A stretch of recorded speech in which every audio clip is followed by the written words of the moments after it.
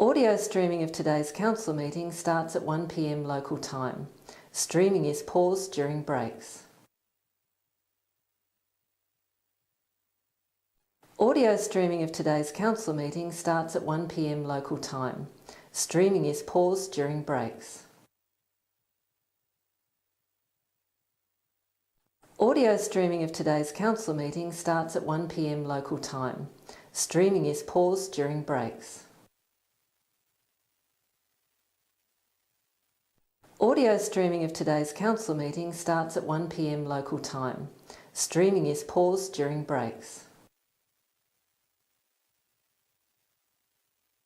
Audio streaming of today's council meeting starts at 1 p.m. local time. Streaming is paused during breaks.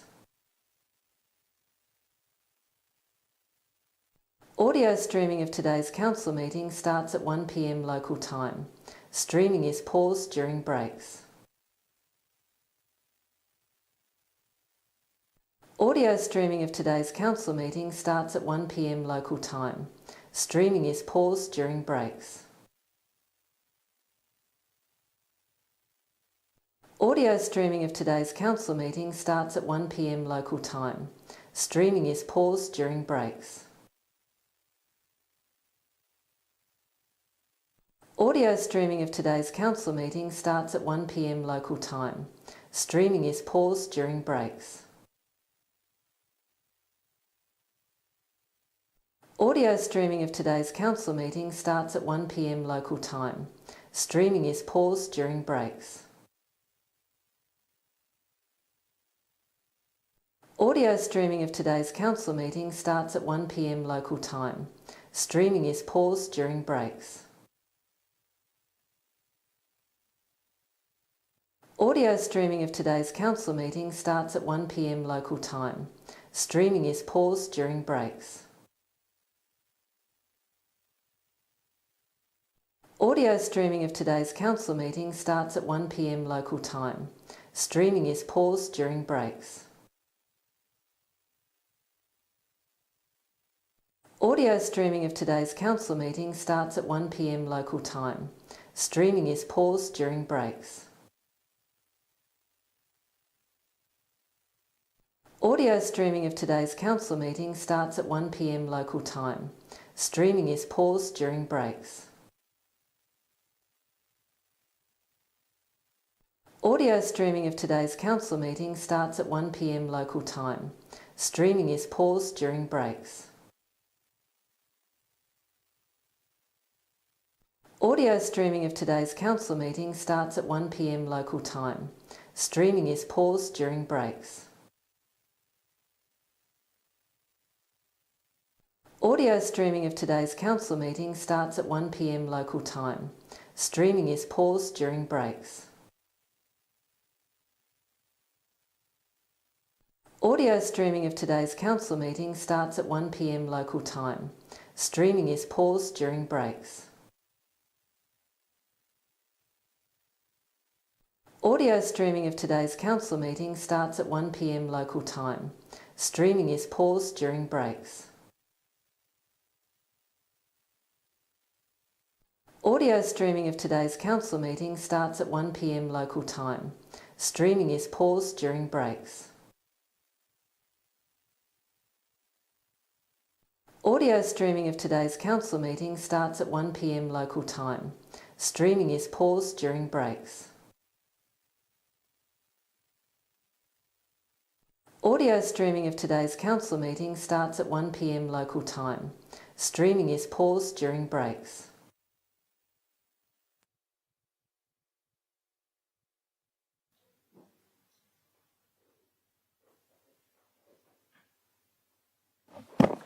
Afternoon and a warm welcome to you all. Thanks for being here. Just a reminder with mobile phones, if you have them, you can switch them off as it can interfere with our recording. We record all our meetings and we also are online. It shows up there, we're on air. So we welcome those that may be listening at home or in the office, wherever you may be. So please be seated. Thank you. So I'll have no apologies. I assume Mr. Walker's on his way. There's no mayoral acknowledgements. Declaration of interest. Councillor Daking. 19.2? 9.2. Thank you. Confirmation of the minutes of the meeting held on the 23rd of January. Someone happy to move those? Deputy Mayor? Councillor Soward, thank you. I'll put the motion. Those in favour, please raise your hand. That is all councillors present. That is carried. There's no deputations and no petitions. We do have a community report. Adam Stogel is here. Adam from Launceston Global Shapers Hub. Welcome. Look forward to what you have to say to us, Adam. Excellent. I just wanted to introduce to councillors the Launceston Global Shapers Hub. It's brand new for Launceston. We're the first in regional Australia to have one of 8 in Australia, and it's a movement that's established through the World Economic Forum. Professor Klaus Schwab in 2011 recognised to create lasting change in our world, young people need to be at the centre of it, and so he created the Global Shapers community. So I am the founding curator of a hub in Launceston and really proud to make sure that this global movement is here in Launceston. There's about 450 cities around the world, 10,000 shapers, and really excited for Launceston to have that. And the opportunity for us to share the great stories out of our region is what we're really excited about with the hub. For example, the Canberra curator has just been presenting in Davos on stage about climate change and sustainability issues she's involved in, and I can't wait to see people from Launceston on that stage because they deserve to be there. So we're collecting basically 20 to 30-year-old young people who are keen to make change, and we are getting ready for our first event, which is in 2 weeks' time, which is called Dream Design Do. We recognise that 20 to 30-year-olds often don't have their voice heard in our city, and they have great opportunities to create change. And we want to bring young people together and give them a platform to share their ideas, to put their ideas into the Great Regional Cities Challenge, but also put them out there and say your voice does matter in our city, and help them share those creative ideas and just recognise that their voice has power.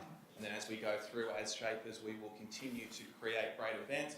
There are 3 areas that we are looking to explore: climate and environment, education and employment, equity and inclusion, and they are all big issues for our world. And I believe there are people in northern Tasmania, young people, who should come together and collaborate and make lasting change, not only for our region, but for our world. Thank you. No, well done. Thank you very much. Appreciate the work you're doing, Adam, and we're here to help any time you need us. As you're aware, you can always write to us and ask. So here we go to public question time. Any questions from the public today? No? No questions? Move right along then. We have the public questions on notice with the answers there from the previous meeting. So under the provisions of the Land Use Planning and Approvals Act 1993, Council acts as a planning authority in regard to items included on the agenda under item number 9, Planning Authority. So the first one is 9.1. We have no speakers for 9.1. Moved Councillor Mackenzie, is it? As is. Seconded Councillor Soward. Councillor Mackenzie, you wish to speak? Thank you, Mayor. Just briefly, I mean, I think it's fairly straightforward, this particular thing. It's an amendment to the Tasmanian Planning Commission where it's been advertised to the public, which there were no representations in relation to it, and it's now enabling some assisted housing to be built in Hobbs Bridge Road next to the St Michael's School, and I think it's a great outcome for that particular organisation and for the city. So I would happily support this. Thank you. Councillor Soward? Councillor Mackenzie has covered it all beautifully. Thank you, Mr Mayor. Any other speakers? Councillors?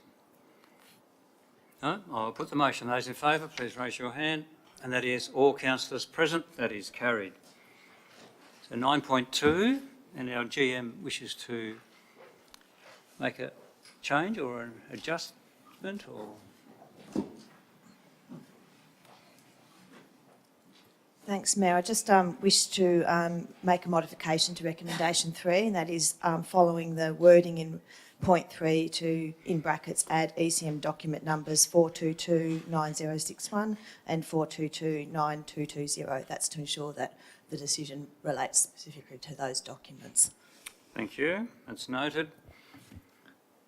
9.2, no speakers for this one as well. I'd like to move an amended motion, if I may. Thank you. Councillor Mackenzie, yes? Which is, I think, up on the board there, which is just changing item 3, which in substance is really amending the acceptable solution, clause 41.2.5. Site coverage must not exceed 25% of the than previously stated 20%. Yeah, it's moved by Councillor Mackenzie, seconded by Councillor Soward.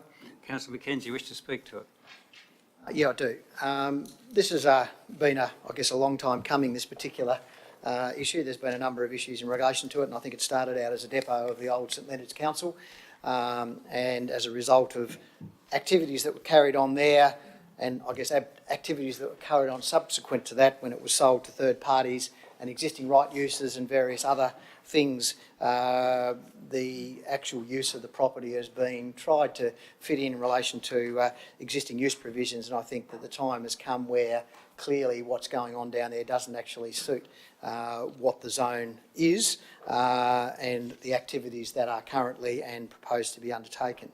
Our officers, I think, have done a power of work in relation to trying to work out a solution for this and looked at the various options available to us and come up with a PPZ, whatever that stands for, zone, special zone anyway, which enables certain activities to be undertaken on that property.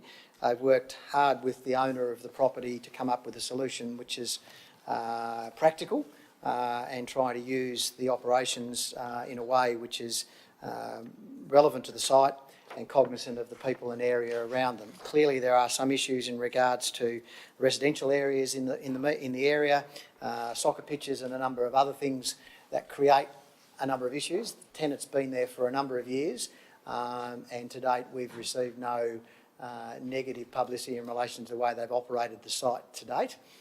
So, as a consequence of that, one would assume that he's operating in an acceptable way. But what this actually does, it doesn't actually give carte blanche, it actually gives the public an opportunity to make their comments in relation to the amendment that's proposed, which is great, and therefore if there are issues that we are unaware as a council, we'll get an opportunity in the next 30 days to find out what the public think of that, and for us to then come back and reconsider what we might, or consider what we will then pass on to the Planning Commission for approval. Thank you. Councillor Soward? Yeah, thanks, Mr Mayor. As Councillor Mackenzie said, this one has been a long-running one, and I guess the thing that's probably led to a little bit of confusion along the journey is that given the fact that it did used to be a works depot and then obviously sold and resold and so forth, sometimes people aren't necessarily aware of the provenance of something, so they see it operating in a form and then someone buys it, and so that can lead people to make conclusions as to what's allowed and what's permitted and what's not and so forth. So I think this is a really sensible way of dealing with this in front of us, and I know, and I'd like to highlight the hard work and effort that our staff have put into working with Mr Thompson on this particular matter. It's not a simple 20-minute meeting and it's done type of thing. It's been going on for quite some time to make sure it's right. And as Councillor Mackenzie has said, in the time that this business has been going on down there, there haven't been any registered complaints that we are aware of. And now that with what we're doing today, if people are aggrieved and if there are some concerns, people will have an opportunity to make that known. Yeah, but like I said, it's been a long process. It's been going for a fair while, and there has been a lot of work that's gone into it to get it to where we are today. And the amendment that Councillor Mackenzie has made there in that changing 25 to 20 represents the situation in a better degree, and I'm happy to support it. Thank you. Any other speakers? Councillor Walker? Thank you, Mayor. I'd just start by addressing my fellow councillors who have just spoken to this amendment, to this application, I should say, that, I suppose negative publicity or, people complaining about the current use for this property is not necessarily an indicator that people are not happy or, they may not be aware of the use, and so I don't think that's a fair indicator to use regarding the current use of this site. And as far as Councillor Soward's talking about the awareness of the provenance of the site, I would imagine for any of us, if we buy a property, we're going to at least look at the zoning that property is in. it'd be a fairly basic thing. You know, there might be other covenants and all other sorts of things, but it's very clear that this was, you know, a relic from the past perhaps. It was zoned, it is currently zoned for utilities, and that does limit its use.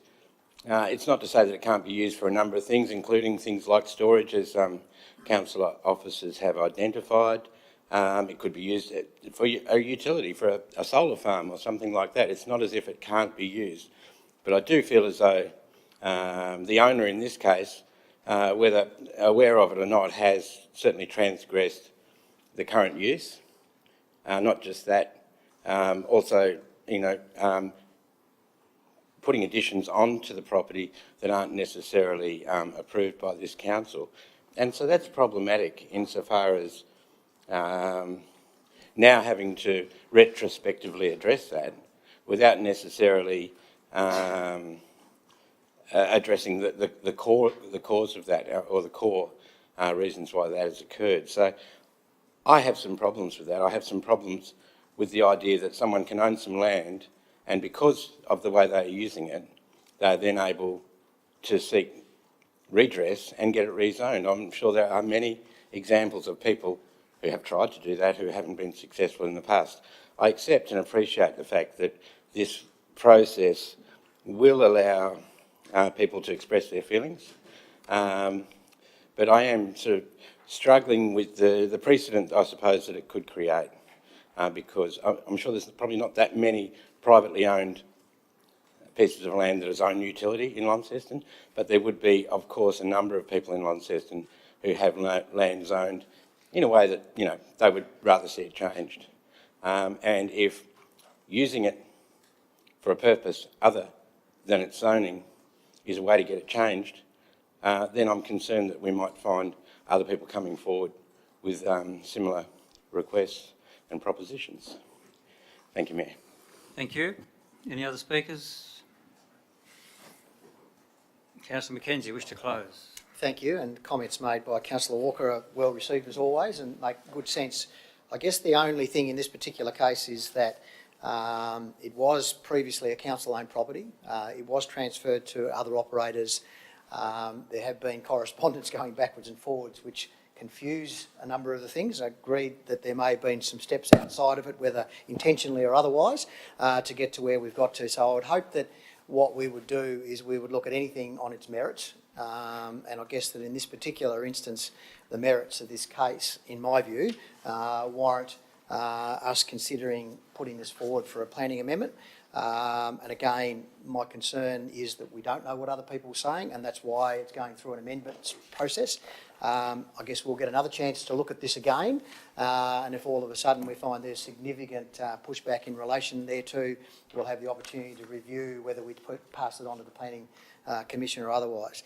This is a difficult piece of property. I think our officers have explained that to us. There's a significant report that they put together in regards to the circumstances that have led us to this day. And in my view, it is appropriate for us to consider this rezoning in this particular case. If somebody puts another case up, I would consider that on its merits and suggest that that would be the way that we should look at all those things going forward. Thank you. I'll put the motion. Those in favour, please raise your hand. Those against? That's one against, the rest is for. The motion is passed. Carried. Thank you. Could I suggest that we have a motion to move on to 18.1, since we have some people in the gallery for 18.1. Moved Councillor Soward, seconded Deputy Mayor. All those in favour, raise your hand. So we now move to 18.1, that petition response. We do have a number of speakers. Just to remind, the rules for speaking are in front of the agenda item, and you have 2 minutes. And you'll hear a bell in 2 minutes after you start speaking. Oh, we now no longer sit as a planning authority. Thank you very much, Leanne. Okay, so we have some speakers for item 18.1. Vivian Strong.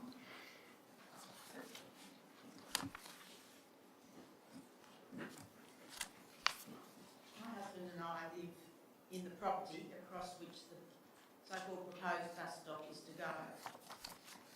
I'll have to start by saying we've been unhappy with the way this has been handled. I know our neighbour spoke at the last meeting and outlined concerns of the neighbourhood. We just thought we'd like to put forward our concerns. Mr Nigel Coates and two Metro people landed on our doorstep one morning, just as we were going off to an appointment.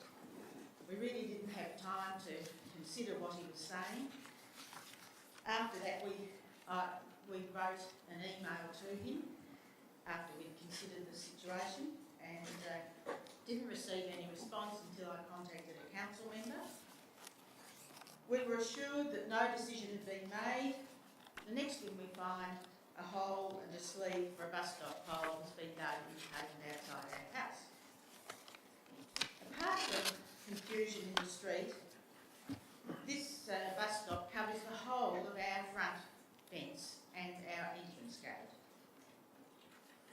The house on the corner of Gascoigne and Ainsley Road has a full fence length that would not interfere with their entrance at all because they use Gascoigne Street as their entrance. Although at the minute the Metro is saying there will only be a couple of buses a day, we have no guarantee of that, and as we all know, situations in areas change and more buses will be required. We already have 2 or 3 go through during the day to other places. So that was it. We'd just like to put our point that this is really interfering with us and our coming and going and our friends and parking and deliveries that we sometimes have. And we ask you to think about considering another site. Thank you. Thank you. And Daniel Young. Thank you, councillors. Just wanted to quickly just say on behalf of all the residents and the ratepayers that council today please make a decision to defer the decision of moving the existing bus stop. I think that is something that is achievable today if possible. The report provided by traffic engineers and Metro says that there are other options available. They were happy to consider them, but there were costs. So simply putting costs before safety, which is the major concern for the residents in this area. I know it might be small to a lot of people, but it's very large to us. This deferral will allow better options to be more closely looked at and costings to actually be examined. With or without the removal of this power pole in question in the existing location, I think that sensible changes to curbside requirements are achievable. So please, just today in considerations, I ask that you give us a chance to really look at this better and have a better outcome. Thank you. Thank you. Any other speakers? That's all I have written down. Thank you. Can I have a motion from the table? Councillor Finlay.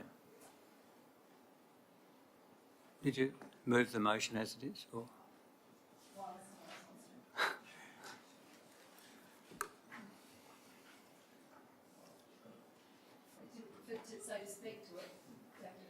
We have to have a motion. Thank you. So you'll move it and seconded by Councillor McKenzie. And a question from Councillor Soward. Thanks, Mr Mayor. Mr Young, who just spoke a moment ago, did ask a question. And again, given when someone speaks and they ask a question, it's always good to get an answer. So Mr Young asked the question, is it possible for this matter to be deferred so that further consideration can be undertaken that Mr Young requested? Thank you. CEO? Thanks, Mr Mayor. Certainly it's obviously at the discretion of the council whether they defer the matter. Legally you're able to. We're required to bring a petition back within 42 days to make it, to give a direction. So to defer would effectively tick that box. So you certainly have that option at your disposal. Councillor Finlay, question.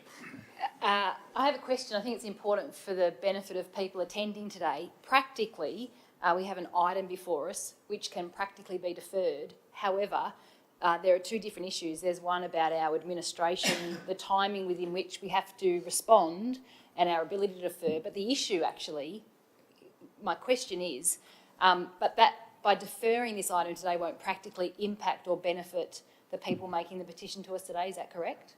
Because they're asking us to defer the decision to move the bus stop, not the decision to defer our administrative responsibilities to bring back the petition. Thank you. CEO.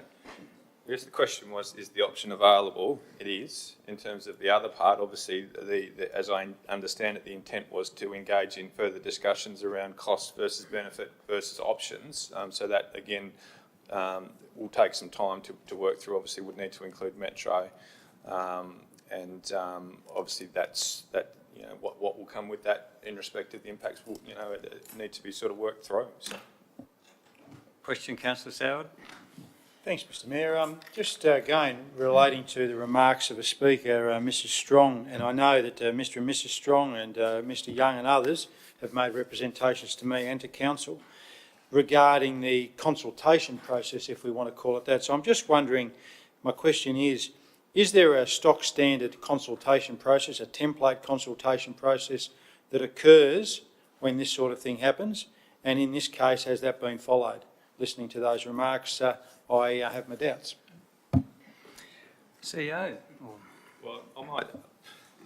Like the consultation for all of the changes that have happened around the network was a responsibility for Metro. And clearly they've been through a process that was quite comprehensive. I know I certainly received lots of flyers in my own letterbox where I live in respect of it, and obviously had the ability to be able to understand what was happening. So that's a question for them to be able to answer in terms of their process. In terms of our own, obviously we've had the petition come in. We have had previous conversations and site visits to the site with our own officers, and obviously that's culminated in the report which you've got in the agenda today. So in terms of was there adequate consultation in that, obviously our officers certainly, and they've sufficiently across the situation to be able to provide professional advice to the council.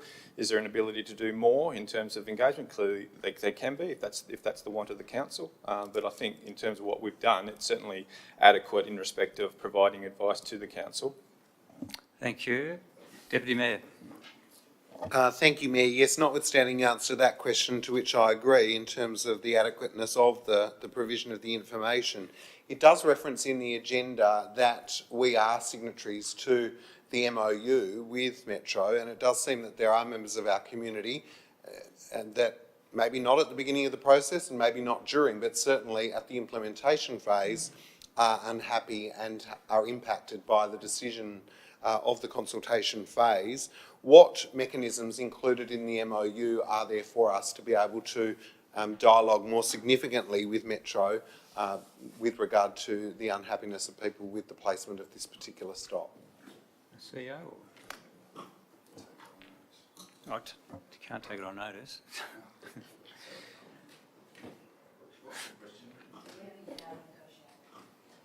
The MOU. Yes, we have the ability to renegotiate the MOU, but the current one is standing at the moment. No, but what powers does the MOU have if we go back and talk to Metro? How does it work? No, the legal advice was the MOU would not be legally binding, that the powers that reside in the state would trump anything. Thank you for that response. I appreciate it. I guess the thing for Metro is they want happy customers who utilise the bus network. There's clearly a divide between, people who would perhaps patronise the service and support the service in their community and an unhappiness about where the position of the stop is. What actual actions, other than or alongside putting this matter administratively on the table, would be open to us to explore more fully with Metro with regard to this specific matter? CEO? Yeah, look, I think the MOU opens the door in the respect that if the council is of a view they want to explore it further, clearly we would communicate that to Metro, and I'm pretty sure in terms of I agree with you in respect that they're wanting to have as much public buy-in to the changes as possible, so they would engage in that process, and I think I would probably engage myself in that process to be able to. So I think that there's certainly scope, but again, we would need to talk to Metro about their view in respect to that before I could definitively answer the question, if you know what I mean. So, not a question. Am I next in line? For speaking, I haven't done the first one yet. Councillor Finlay, the mover. Thank you, Mayor. Again, practically for the benefit of those in attendance, the only way people can speak at the table is there's a motion before the table that requires a mover and a seconder. So as mover, subject to the support of the seconder and the table, I'm willing to withdraw the motion and to move a deferral.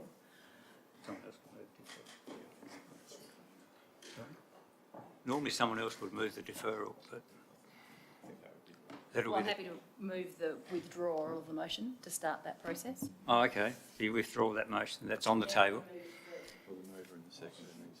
Is the seconder happy with that? Sorry? Yep, thank you. So now we have no motion on the table, so now you'll move a deferral. Councillor Finlay, seconded Councillor Soward. That we defer the item, and I think the gentleman, CEO, sorry, is quite clear on the reasons, aren't you, CEO? Yeah.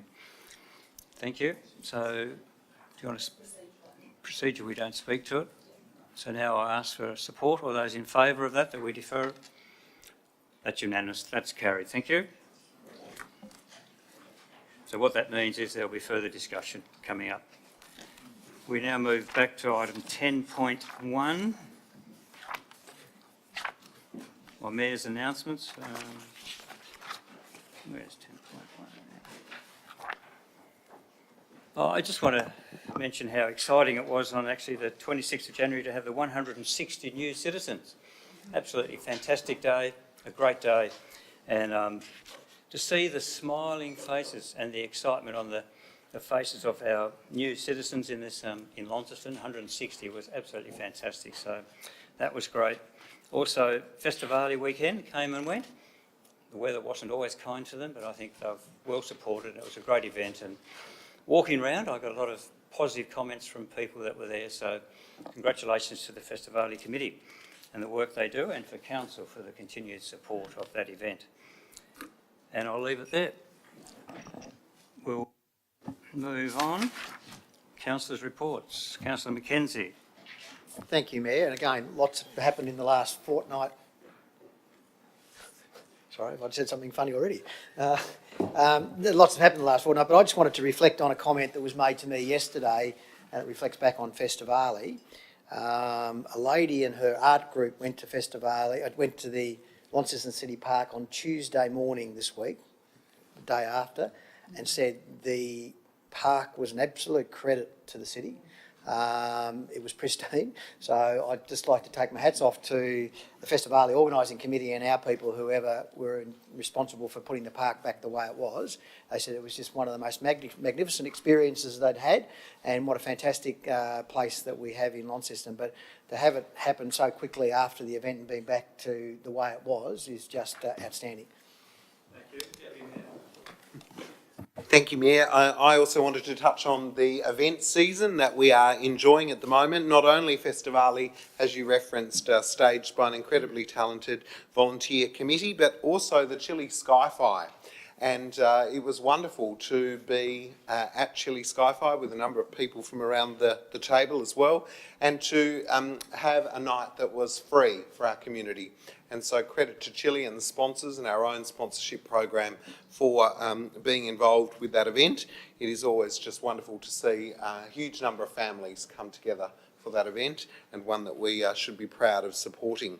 The final thing that I wanted to reference was our Citizen Awards. It was wonderful just last weekend to be able to recognise individuals and an individual and community group for their contribution to our community. And I think the area of citizenship awards is something that we each, as elected representatives, could try really hard to champion during the year. There are a number of categories, and we are on the ground and aware of people who are doing great things. Not always, you know, extraordinary things, but things that change our community, things that make a difference in our community, things that see individuals step outside their comfort zones and affect change. And it would be, I think, great next year to see every category subscribed with brilliant people in our community who are making a difference. But to those that were recognised through the event next door, it was just wonderful to share with them and their supporters the great rewards of their contribution over a long period of time. Thank you. Councillor Finlay. Thank you, Mayor. Deputy Mayor Gibson mentioning the value of free community events. I wanted to acknowledge something else that's going on in the community this week with the Hawthorn Football Club here hosting their community camp. I know on Tuesday evening, young families and their kids had opportunities at our Riverbend Park, to kick, shoot hoops with the players, have the players cook them sausages, and it's great to see not only really formal opportunities to engage with the footy players in sport, but also those really family-friendly opportunities. They also took the opportunity while they were here as a club to have 10 of their players, which are often a very tightly held resource, at a fundraiser on Sunday night at UTAS Stadium to recognise 60 years of service in Tasmania of the Royal Flying Doctors and to raise funds through a trivia night. And it was great that they had players in attendance, players actually distributed across all of the tables, engaging with the community as well at that level. So wishing Hawthorn Football Club all the well for their community camp week and for the season ahead in Launceston. Some of us would disagree with Hawthorn being winning the premiership, I'm sure, sitting right next to you. Councillor Spencer. Thanks, Mayor. I'd just like to congratulate Denny and the council staff for raising the money for the fire people. Denny put a lot of effort into that, and I'd like to thank him. Good. Thank you. Councillor Harris. Yes, thank you, Mayor. Whilst the rest of you were raising funds for the bushfire with Danny down at the Rotary bushfire fundraiser at Tailrace Park, I was at the Newstead College Awards, and I was there to see the Ducks of the Year, Jodie Van Asperen, speak as the Ducks of the school, and with an ATAR of 99.2, she certainly spoke very well and does plan on studying the advanced business degree here in Launceston at UTAS, the 3-year degree in just 2 years. So I guess in some respects it was a very good news story that A, we're not losing such a talented student overseas, but she is staying here in Launceston to study at our own UTAS. So it was a great night, and I thank the Newstead College, and their enrolments continue to be steady for next year at around 550 for the 2 years. So that's good news for the Newstead College, despite the fact that other schools are extending through to grade 12. So that's interesting. And just briefly on Festivali, I had some friends down from Ballarat who just could not believe the ambience and the good humour and the friendliness of the local Tasmanians, and we are all to be congratulated for what is a great event. And he's so much so he's gone and brought half his family and friends down for next year's event. So Festivali, you are to be congratulated. Thank you. Any other reports? Councillor Walker. Thank you, Mayor. I would certainly like to congratulate our new citizens that the council officiated over on January the 26th. Unfortunately, I wasn't able to attend that because I was at the Invasion Day rally in Devonport, which is held every year, along with another rally in Hobart. It was very well attended by Northern Tasmanians, I suppose up to about 250 people there who enjoyed some music and some dance, as well as quite a few speeches, including my own. I'd certainly like to thank councillors around this table for bringing Launceston Council to a point where we no longer actively support events on January the 26th. I realise that we still have a citizenship ceremony on that day, and I hope that the dress code was enforced by the Mayor for the various people that were in attendance to that. And I certainly also appreciate the fact that the council has moved our recognition of our community awards to the previous day, and I thank you for that. It was a few days before, but that's fine. Any other council reports? Questions on notice are there from councillors from previously. Any questions without notice? Councillor Harris? Yes, just a follow-up question really regarding the CH Smith car park. Last Anzac Day I went and parked in the CH Smith car park because we have a pass to enable us to do so, but as it's on a Saturday, an Anzac Day 6 a.m. service, it is very difficult to get a park anywhere near there, and it would make sense for the council to perhaps open that car park for free use on the 25th of April. So I guess it's a question, and perhaps whether and anyone can take that as a question, they can agree to open it, or perhaps take it on notice. I don't mind. Well, it's taken on notice. They are looking at the whole CH Smith car parks. So thank you. Thank you. Councillor Mackenzie. I want to have a bit of a supplementary question to Councillor Spencer's last time in regard to the CH Smith. When I read the response about the lights are left on in all council-owned car parks to deter vandalism and unsavoury behaviour. And it may well be what's happening. Do we have these on sensor on the basis that it's activated by movement, so therefore we save most of the other organisations that I now involved with have sensor lights in these places which are not often populated, but when somebody moves into that space they come on. So it's from a safety point of view, but also it'll pick up vandals as well if they move in. So is that something that we're doing? The response is not clear in regards to that, or something we should consider? Take it on notice if you like. Take it on notice. Thank you. Any other questions? No, we move on to council workshops. 14.1. Moved Councillor Finlay. Seconded Councillor Harris. Wish to speak to it, Councillor Finlay, Councillor Harris? Any councillor wish to speak to it? I'll move the motion. Those in favour, please raise your hand. That is all councillors present. That is carried. We move on to 16.1. Councillor Dawkins moved, seconded Councillor Soward. Councillor Dawkins, wish to speak to it? Yes, thank you, Mayor. So this item pertains to the adjustment of restricted areas for the purposes of the Dog Control Act 2000. So with the recent changes, we're now able to consider where greyhounds may run and also where vulnerable dogs may have an off-leash area. It's given us now the ability to determine what a vulnerable dog is. It's not something we've considered before as a council. So we're looking at geriatric dogs, dogs that are recovering from illness or injury, other dogs that might have vulnerabilities that can't be in with other dogs. So that's really positive.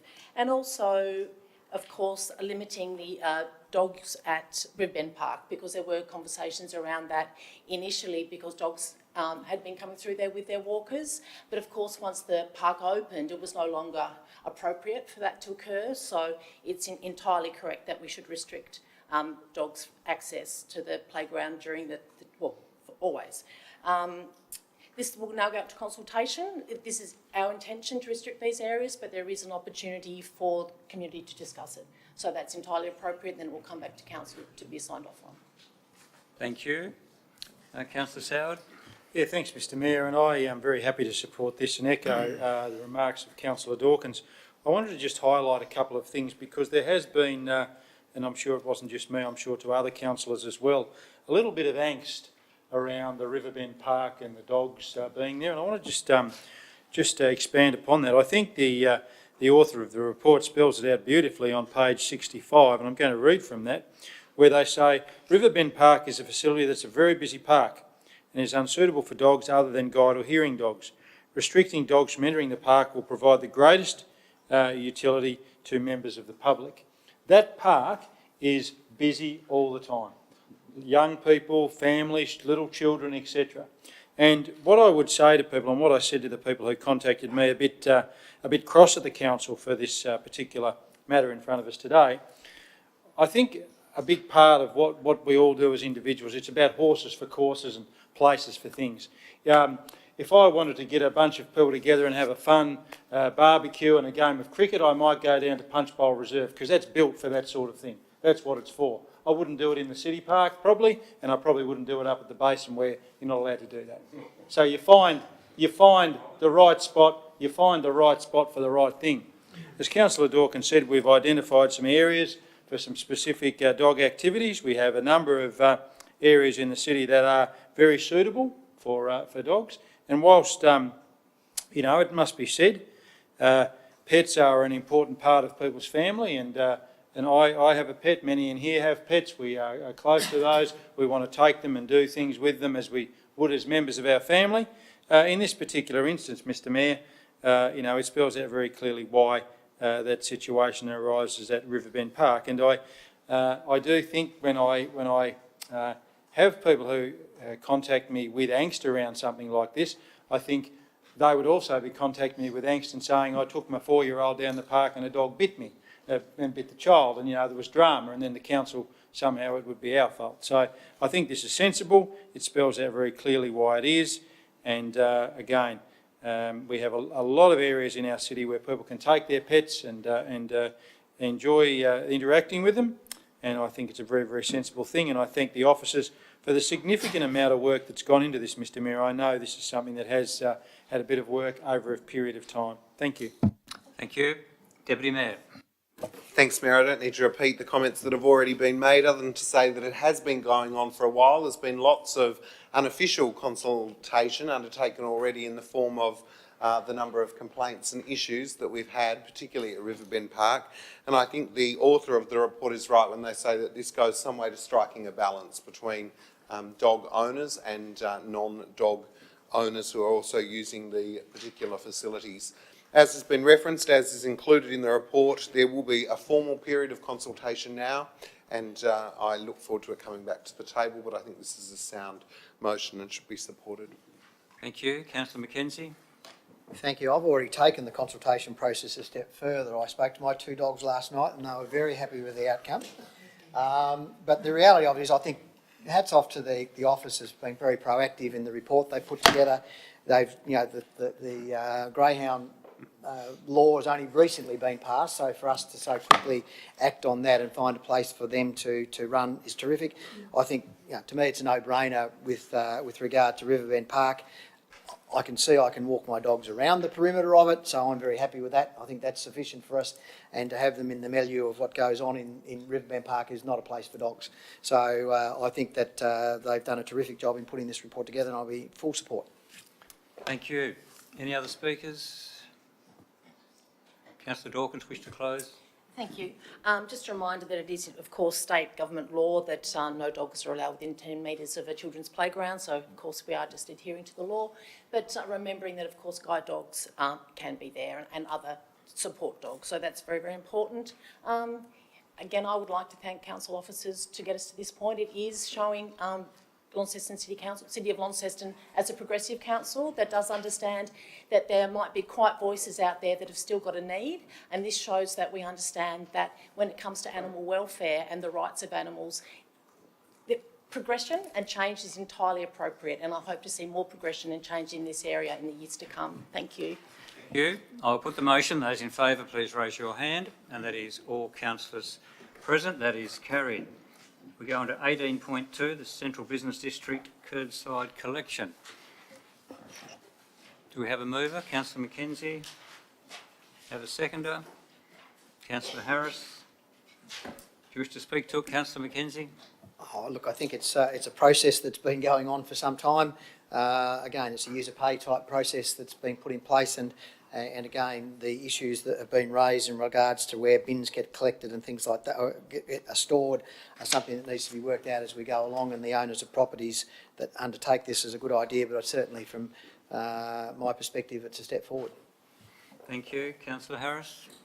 Only to say that I think it's a very good move forward. I've never been a great fan of having the bags being put out in the street, because I have seen them when they've been torn open by either vandals or dogs or whatever going through.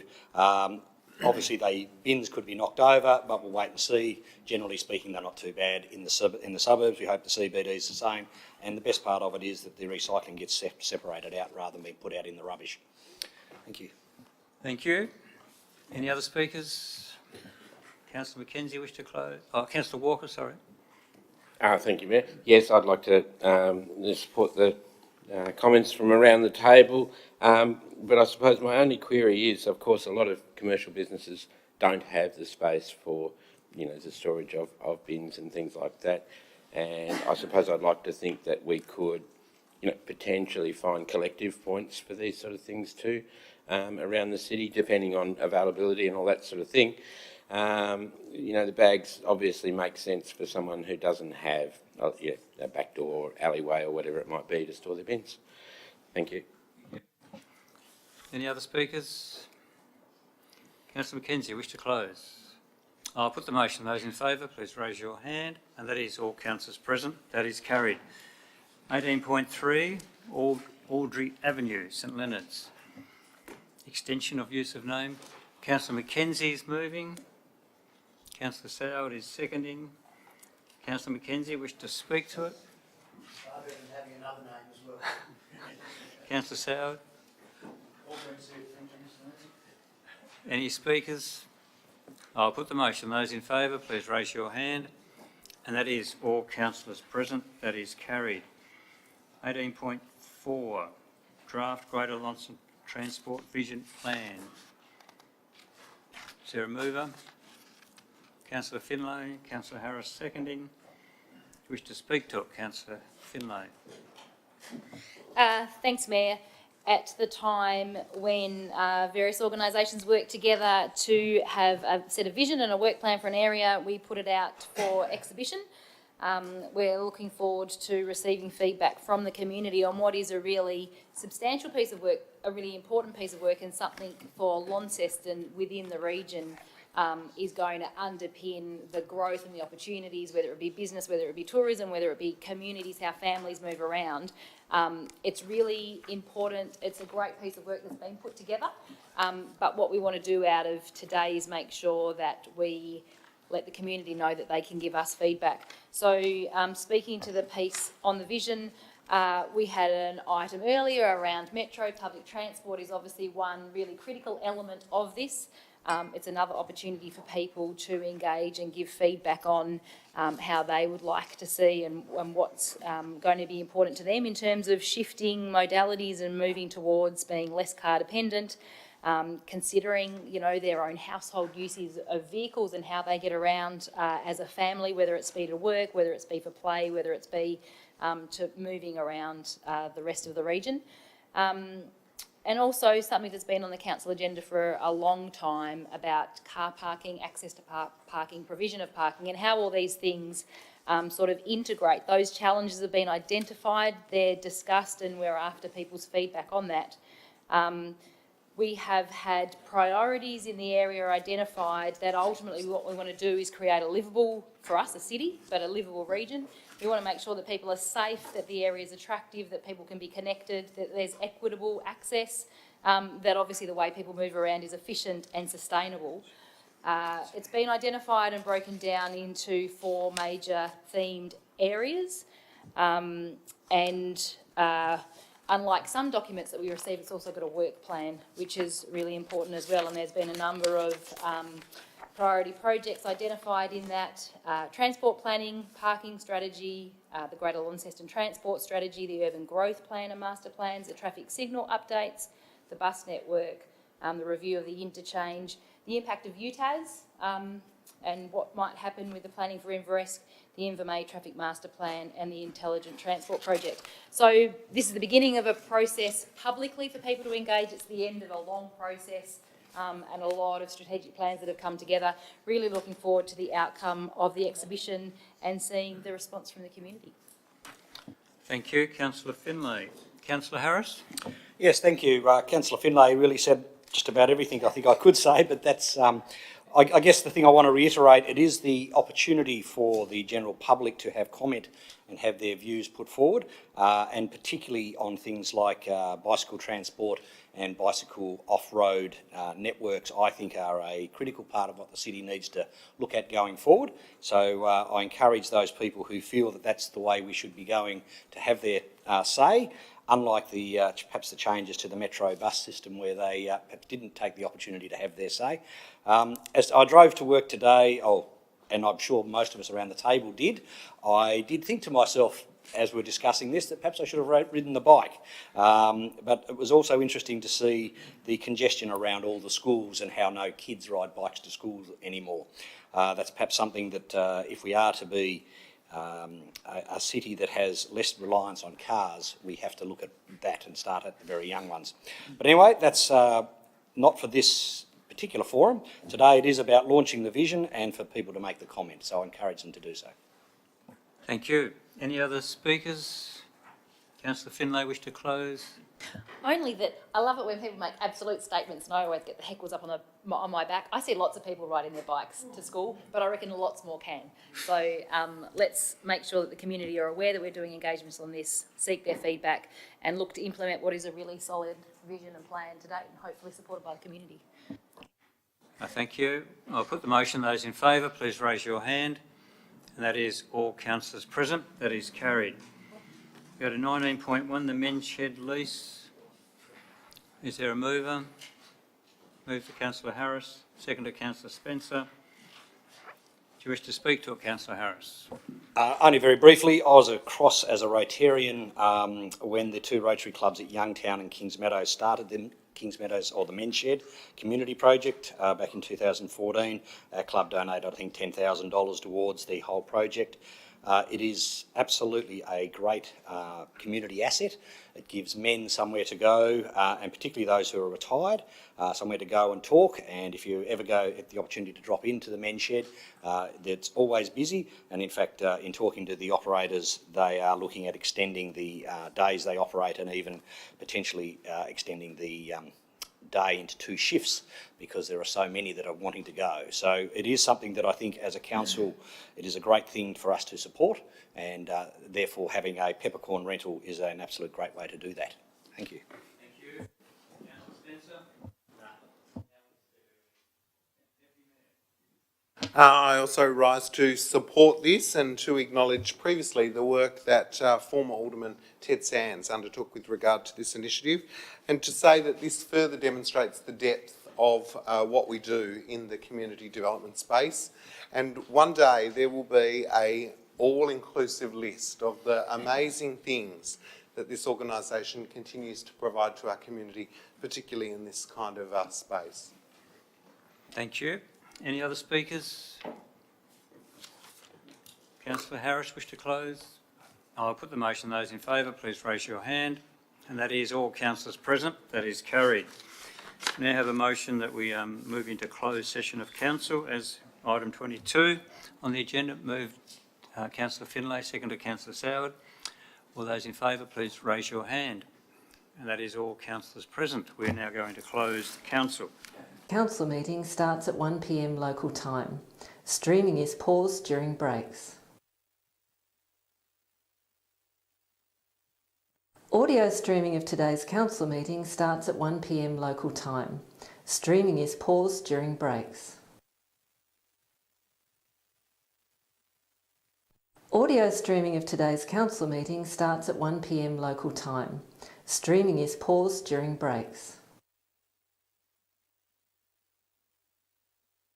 Audio streaming of today's council meeting starts at 1 p.m. local time. Streaming is paused during breaks. Audio streaming of today's council meeting starts at 1 p.m. local time. Streaming is paused during breaks. Audio streaming of today's council meeting starts at 1 p.m. local time. Streaming is paused during breaks. Audio streaming of today's council meeting starts at 1 p.m. local time. Streaming is paused during breaks. Audio streaming of today's council meeting starts at 1 p.m. local time. Streaming is paused during breaks. Audio streaming of today's council meeting starts at 1 p.m. local time. Streaming is paused during breaks. Audio streaming of today's council meeting starts at 1 p.m. local time. Streaming is paused during breaks. Audio streaming of today's council meeting starts at 1 p.m. local time. Streaming is paused during breaks. Audio streaming of today's council meeting starts at 1 p.m. local time. Streaming is paused during breaks. Audio streaming of today's council meeting starts at 1 p.m. local time. Streaming is paused during breaks. Audio streaming of today's council meeting starts at 1 p.m. local time. Streaming is paused during breaks. Audio streaming of today's council meeting starts at 1 p.m. local time. Streaming is paused during breaks. Audio streaming of today's council meeting starts at 1 p.m. local time. Streaming is paused during breaks. Audio streaming of today's council meeting starts at 1 p.m. local time. Streaming is paused during breaks. Audio streaming of today's council meeting starts at 1 p.m. local time. Streaming is paused during breaks. Audio streaming of today's council meeting starts at 1 p.m. local time. Streaming is paused during breaks. Audio streaming of today's council meeting starts at 1 p.m. local time. Streaming is paused during breaks. Audio streaming of today's council meeting starts at 1 p.m. local time. Streaming is paused during breaks. Audio streaming of today's council meeting starts at 1 p.m. local time. Streaming is paused during breaks. Audio streaming of today's council meeting starts at 1 p.m. local time. Streaming is paused during breaks. Audio streaming of today's council meeting starts at 1 p.m. local time. Streaming is paused during breaks. Audio streaming of today's council meeting starts at 1 p.m. local time. Streaming is paused during breaks. Audio streaming of today's council meeting starts at 1 p.m. local time. Streaming is paused during breaks. Audio streaming of today's council meeting starts at 1 p.m. local time. Streaming is paused during breaks. Audio streaming of today's council meeting starts at 1 p.m. local time. Streaming is paused during breaks. Audio streaming of today's council meeting starts at 1 p.m. local time. Streaming is paused during breaks. Audio streaming of today's council meeting starts at 1 p.m. local time. Streaming is paused during breaks. Audio streaming of today's council meeting starts at 1 p.m. local time. Streaming is paused during breaks. Audio streaming of today's council meeting starts at 1 p.m. local. Again, is it up there? Where is it? Keep going. No, there. There it is. Motion is keep going. That's it. The motion is recommended.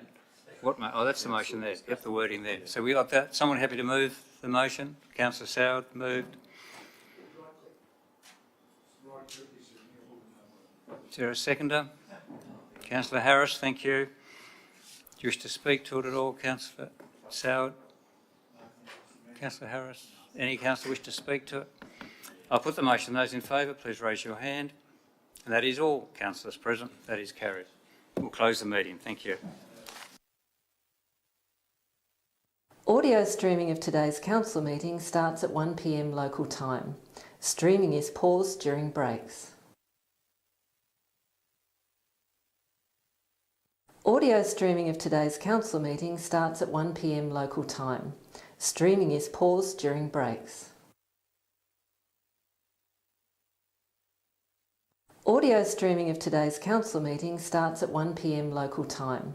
Streaming is paused during breaks. Audio streaming of today's council meeting starts at 1 p.m. local time. Streaming is paused during breaks. Audio streaming of today's council meeting starts at 1 p.m. local time. Streaming is paused during breaks. Audio streaming of today's council meeting starts at 1 p.m. local time. Streaming is paused during breaks. Audio streaming of today's council meeting starts at 1 p.m. local time. Streaming is paused during breaks. Audio streaming of today's council meeting starts at 1 p.m. local time. Streaming is paused during breaks. Audio streaming of today's council meeting starts at 1 p.m. local time. Streaming is paused during breaks. Audio streaming of today's council meeting starts at 1 p.m. local time. Streaming is paused during breaks. Audio streaming of today's council meeting starts at 1 p.m. local time. Streaming is paused during breaks. Audio streaming of today's council meeting starts at 1 p.m. local time. Streaming is paused during breaks. Audio streaming of today's council meeting starts at 1 p.m. local time. Streaming is paused during breaks. Audio streaming of today's council meeting starts at 1 p.m. local time. Streaming is paused during breaks. Audio streaming of today's council meeting starts at 1 p.m. local time. Streaming is paused during breaks. Audio streaming of today's council meeting starts at 1 p.m. local time. Streaming is paused during breaks. Audio streaming of today's council meeting starts at 1 p.m. local time. Streaming is paused during breaks. Audio streaming of today's council meeting starts at 1 p.m. local time. Streaming is paused during breaks. Audio streaming of today's council meeting starts at 1 p.m. local time. Streaming is paused during breaks.